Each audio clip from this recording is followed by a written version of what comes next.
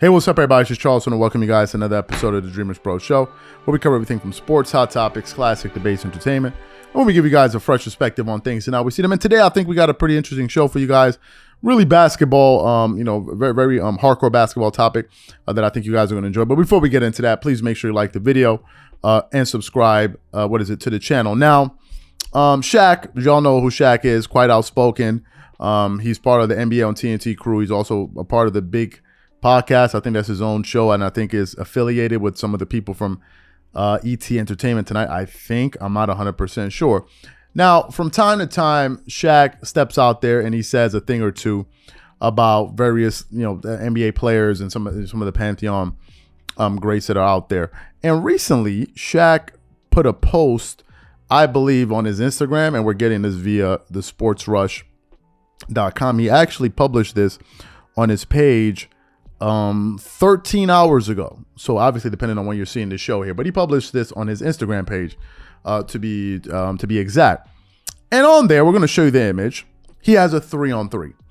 It's Shaquille O'Neal himself, LeBron James, and one Kobe Bryant. The other three are Larry Bird, Michael Jordan, Hakeem Olajuwon. He then says, "Yes, I said it in all caps. In a 7-game series, they get swept." So that's what Shaq had to say. And I'm sure that generated, a lot of conversation around it. And a lot of people responded to his post on, on his Instagram page.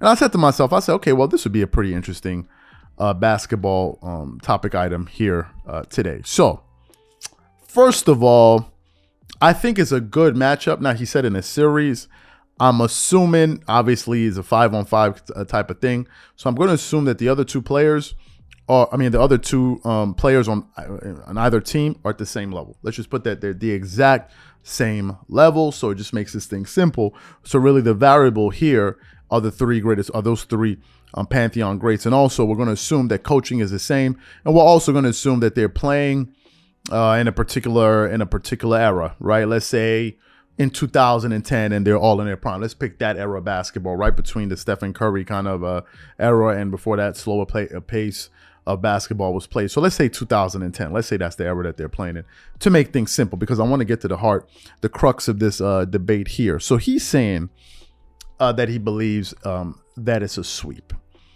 In my personal opinion, I 100% disagree. But before I get into why I disagree, let's just quickly look at some of these players' profiles.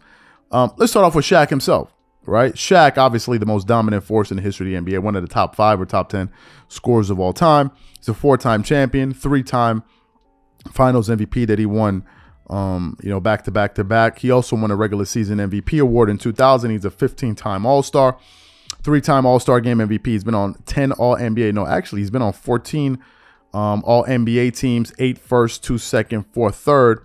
He's been on 3 all-first defensive teams, but he only made 3 all-second defensive teams, but he only made only 3 defensive teams. He was the Rookie of the Year in 1993. He led the league in scoring, 2 times, and he's also a top 75 player. And because of his playing style, he was incredibly dominant. Let's look at one of his teammates in Kobe Bryant, who is my favorite player of all time. He is a 5-time champion, 2-time Finals MVP, also MVP winner in 2008. 18-time All-Star, 4-time All-Star Game MVP. He's been 11 All-First Teams NBA, 2 second, 2 third. So that's 13, 14, 13, 15 All-NBA selections. He made 9 All-First defensive teams. He made 3 seconds. So Kobe Bryant made 9 overall, 9 all defensive teams overall, which is absolutely incredible. Obviously led the league in scoring 2 times, has the second highest scoring game in the history of the NBA with 81 points, and I think he's right behind Michael Jordan for the most 40-point games in the history of the league. And if we look at his third teammate in LeBron James, who's still currently playing, 4-time champion, 4 times Finals MVP, 4-time regular season MVP, also 18-time All-Star, 3-time All-Star Game MVP. He's been on 13 All-First teams, 3 second, 2 thirds. So he's been on 16, 18 All-NBA teams. He's made 9 All-First defensive teams, on 1 second. So 6 all defensive teams for LeBron James. Also won the Rookie of the Year led the league in scoring in 2008, and led the league in assists in 2020. And it was part of one of the most historic NBA finals featuring himself, Stephen Curry, and these guys against the Golden State Warriors. So that's the first trio. Now let's look at the second trio. I'm having a lot of fun doing this, by the way. Let's start off with Hakeem Olajuwon. Hakeem Olajuwon is widely considered probably the best defensive player of all time. Certainly the best, one of the best big men in NBA history. He's a two-time champion, two-time Finals MVP, also regular season MVP winner, 12-time All-Star. He's been on 6 All-First NBA teams, 3 seconds, so that's 9, 3 thirds, so that's 12. He's been Defensive Player of the Year. Pay attention to this information here. 2 times.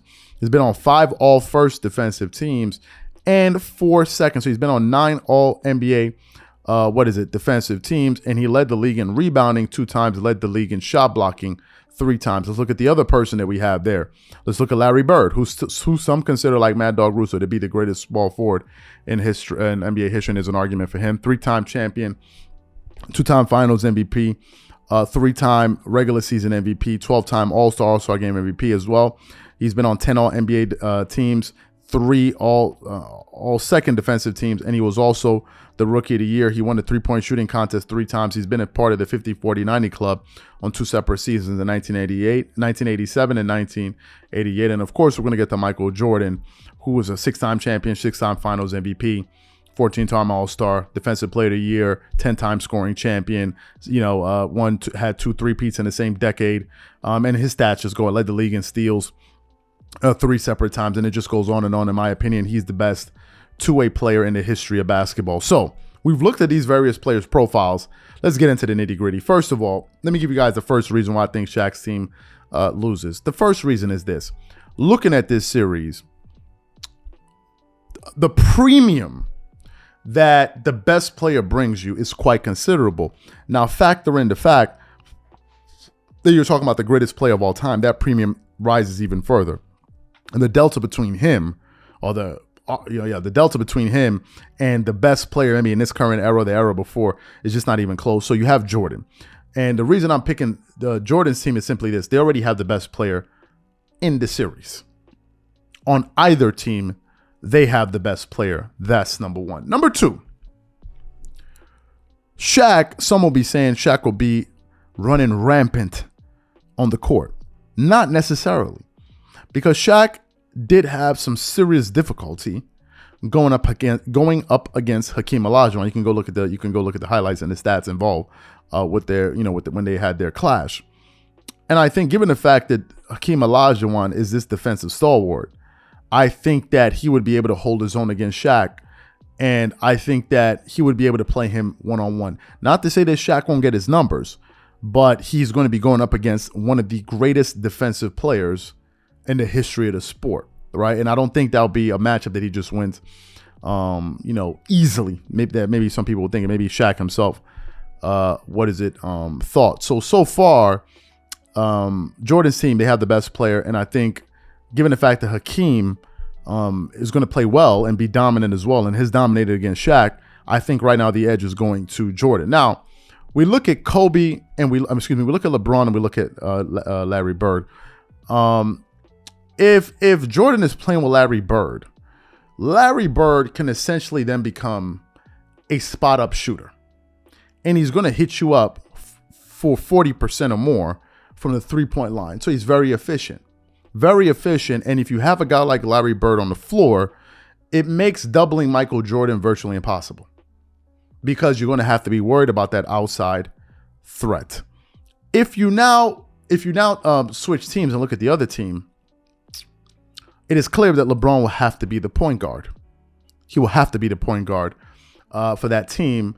And I think most of their offense is going to have to run through Kobe on the wing, and then is going to have to run through Shaq. And LeBron will have to be the one to set the table for 2 of these guys.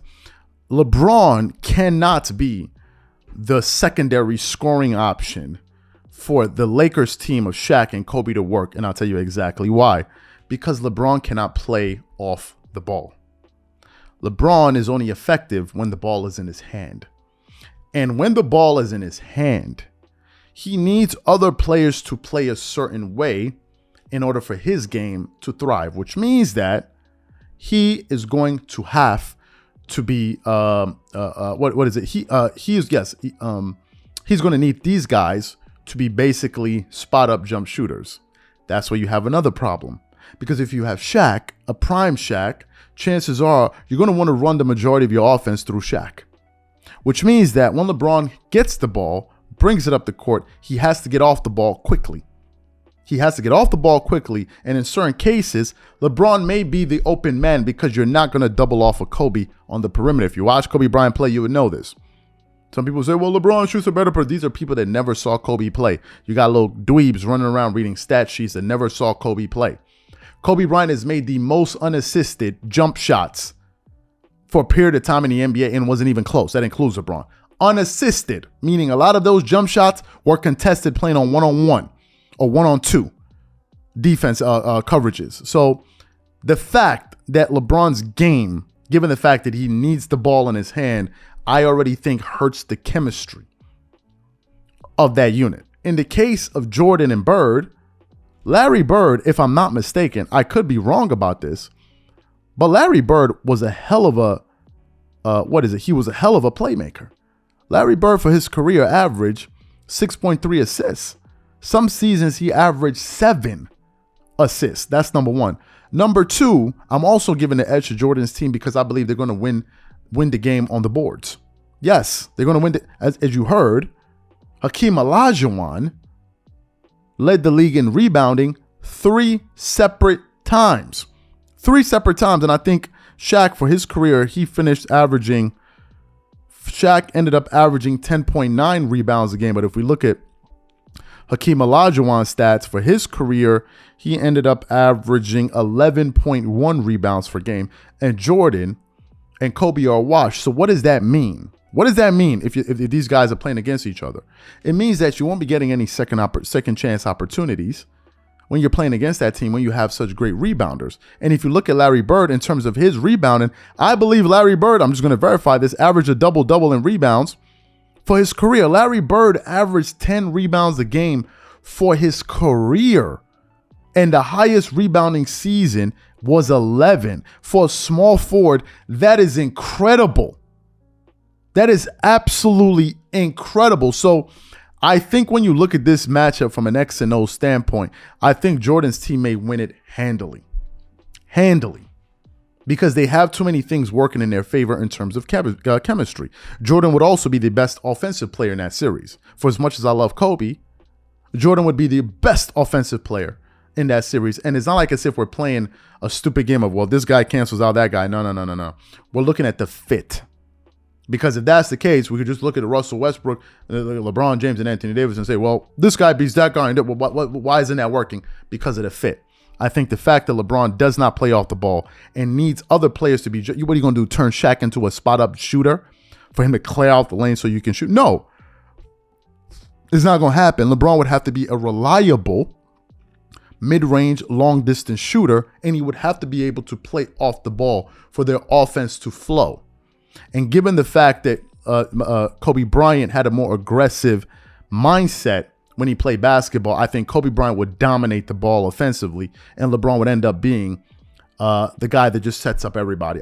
It would make no sense for anybody to say that you would want your offense to run through LeBron versus Kobe. It'd make no sense, and especially on this team. Why? Because the majority of his offense comes at the basket. You won't have that spacing when you have Shaq and Hakeem clogging the lane. But with Kobe, the majority of Kobe's offense was generated in the mid-range. So it would be too many problems, and I don't think it's a sweep. I think Jordan's team probably wins this series pretty handily. Pretty handily. Probably 4-2. That's just my take. So what I want to know from you guys is simply this. Who do you think wins this series? Do you think it's Shaq's team or do you think it's Jordan's team? Whatever you guys think, leave your thoughts and comments in the comment section, and we catch you guys on the next show. Peace.